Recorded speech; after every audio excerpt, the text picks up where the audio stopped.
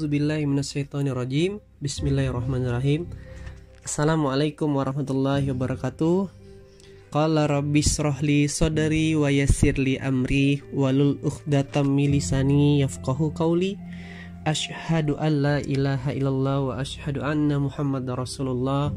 Allahumma shalli ala Sayyidina Muhammad. Allahumma arinal haqqa haqqa warzuqna tibaa wa arinal batila batila warzuqna tinabah.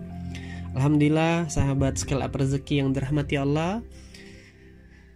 Hari ini, kesempatan kali ini saya akan menyampaikan audio ketiga lanjutan bagaimana kawan-kawan semua bisa men-scale up rezeki yang dirahmati, diridhoi Allah, mendapatkan rezeki yang halal dan thayyib.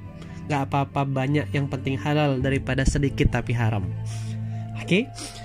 Nah, maka di episode awal ini sekali lagi saya akan sharing tentang fundamental. Lanjutan daripada audio yang kedua kemarin yang saya sharing sama kawan-kawan, coba temukan why, alasan kenapa kawan-kawan ini diciptakan Allah di muka bumi ini.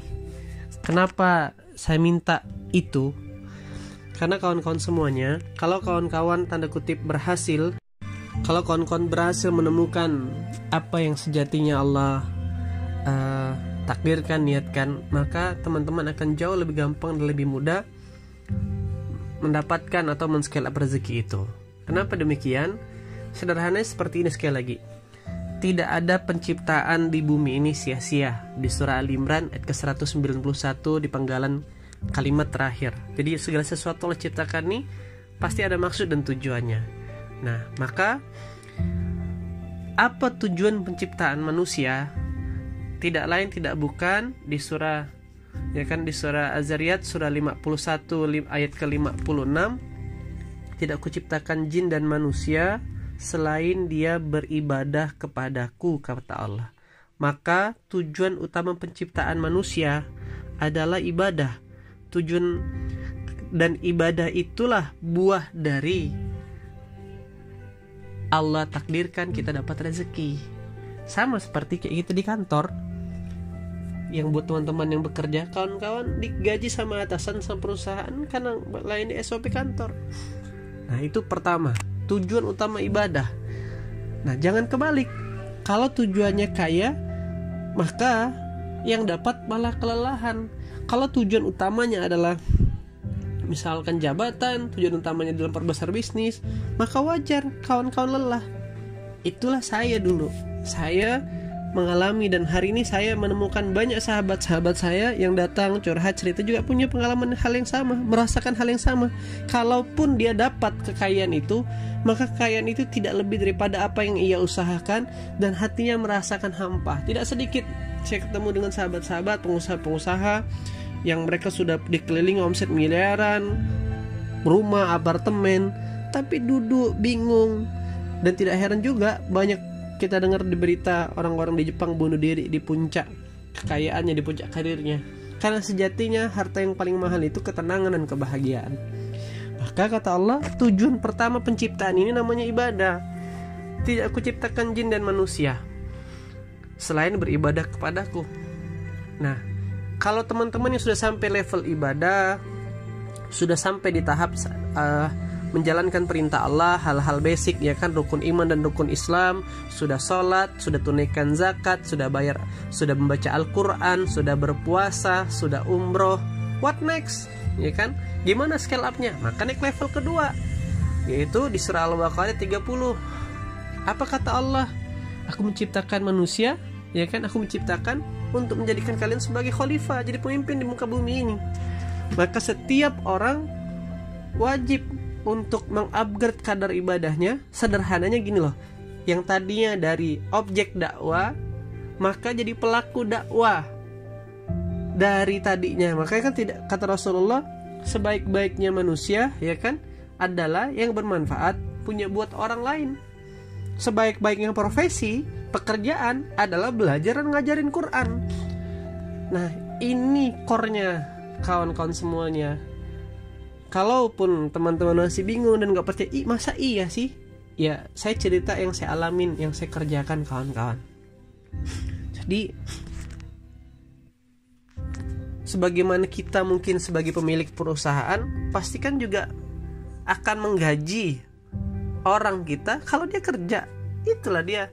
Jadi mata uang catatan pekerjaan ibadah di muka bumi ini, catatan pekerjaan kita adalah ibadah. Dan ditegaskan Allah di surah Al-Mulk surah ke-67 ayat 2, Alladzi khalaqal mauta wal hayata liyabluwakum ayyukum ahsanu amalah. Aku ciptakan kalian nih untuk aku paling tahu, pingin tahu siapa di antara kalian ini yang terbaik amalannya. Nah, maka di voice note ketiga ini saya lebih sederhanakan, pingin sharing ke teman-teman tentang peta perjalanan lebih dahulu. Kalau tadi tujuan kehidupannya sudah kita tahu, maka tujuan kehidupan itu adalah untuk kita menyelesaikan peta perjalanan kita, kawan-kawan.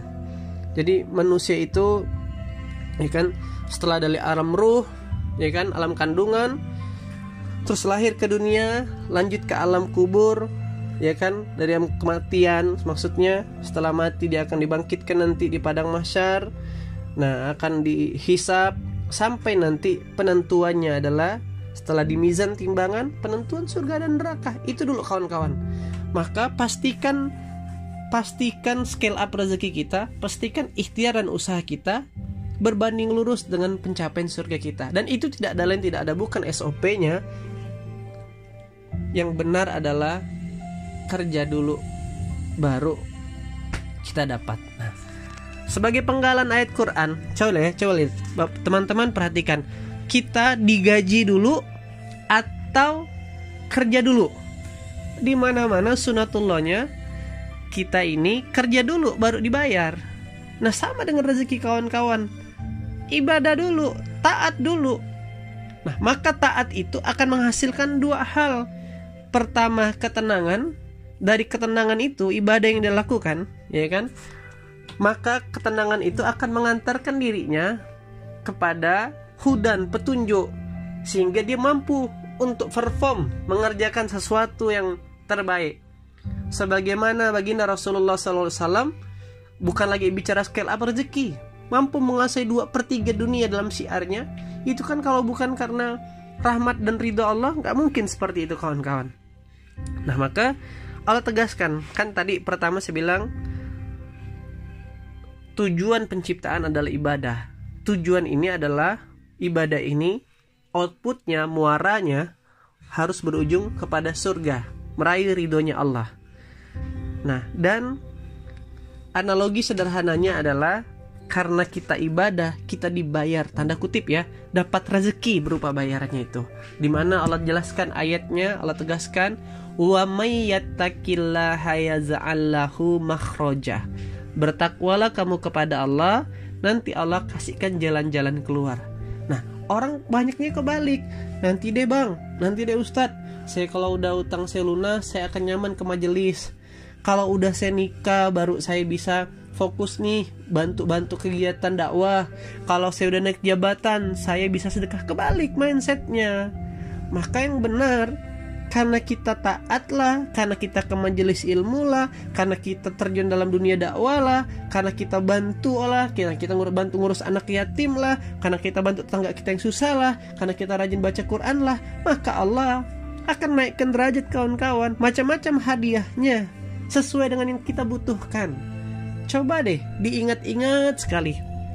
Coba diingat-ingat teman-teman, rezeki kawan-kawan itu lebih banyak yang didapatkan hari ini dari hitung-hitungan strategis teman-teman, atau dari hal-hal yang teman-teman gak nyangka-nyangka. Tiba-tiba dapat proyek, tiba-tiba dapat orderan, tiba-tiba dikasih mertua, tiba-tiba dapat warisan, tiba-tiba diangkat jabatan, tiba-tiba diamanahi dapat kerjaan ke luar negeri dan sebagainya.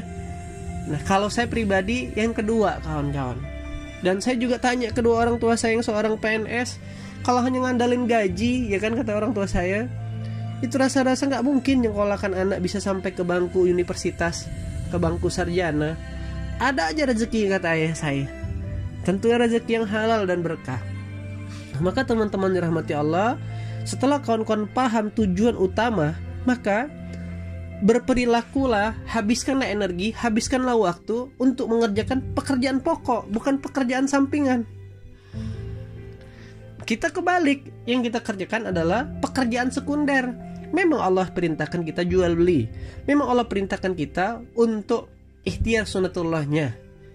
Tetapi perintah jual beli dan ikhtiar itu tidak boleh mengabaikan, bahkan menyampingkan atau menomorduakan perintah ibadah. Bahkan perintahnya kata Allah kan di surah An-Nur ayat ke-33, yaitu orang-orang yang tidak dilalaikan dari perniagaan, mengedepankan sholat, itu yang akan mendapatkan rezeki yang Allah ingin bagikan kepada kita, kawan-kawan.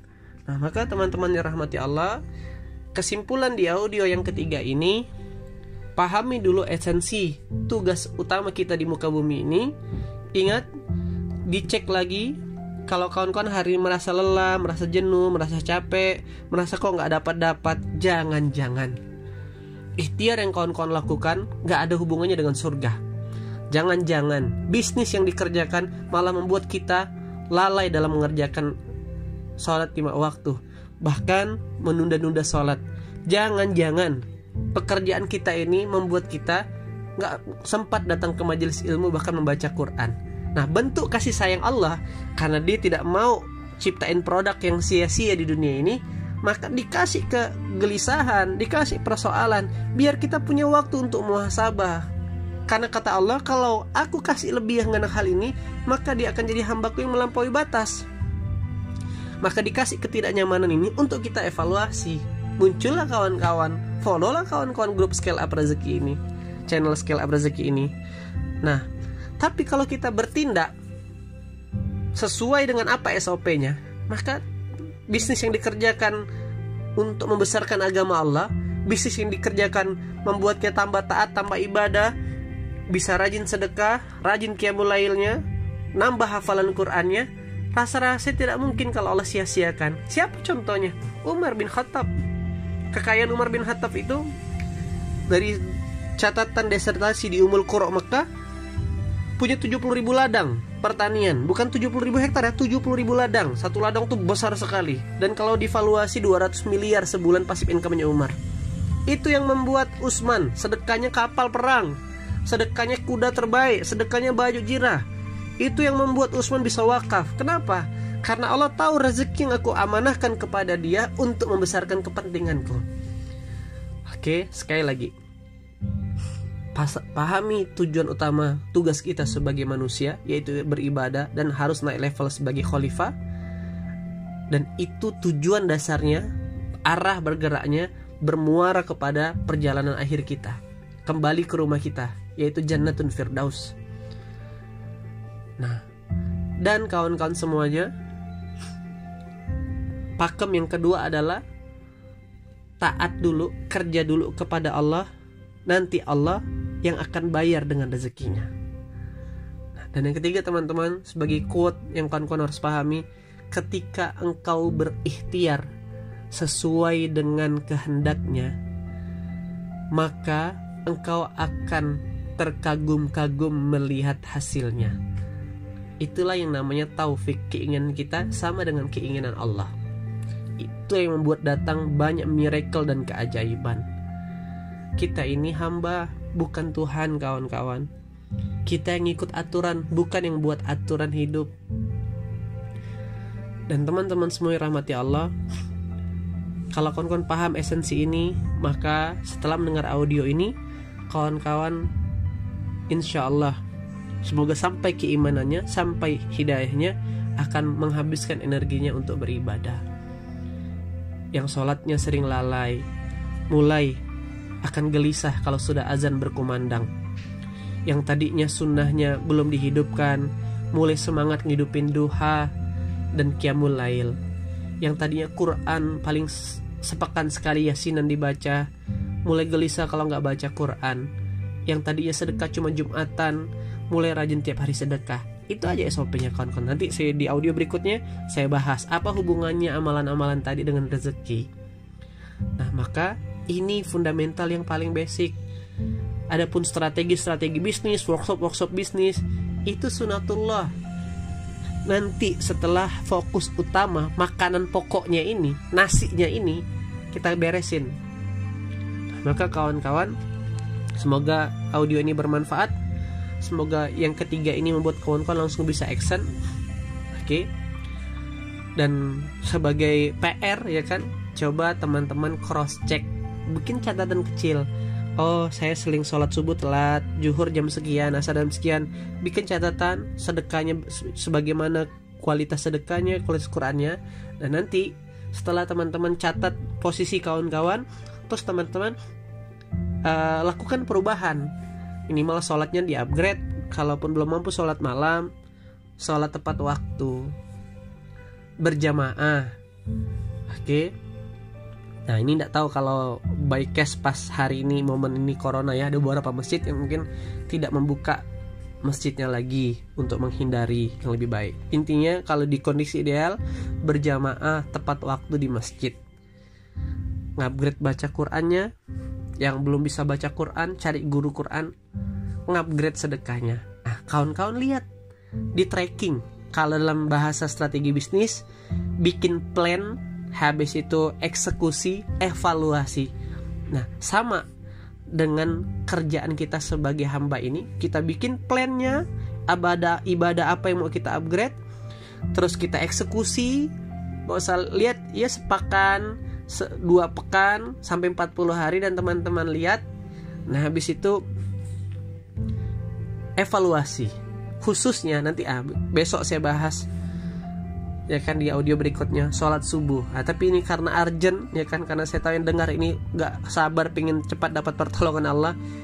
Cek subuh deh, dimaksimalin tepat waktu ya kan.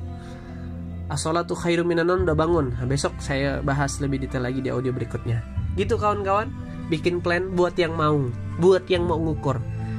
Kalau kawan-kawan dapatkan perubahan, boleh share personal ke saya, mungkin akan saya bantu direct what next kayak gitu kawan-kawan.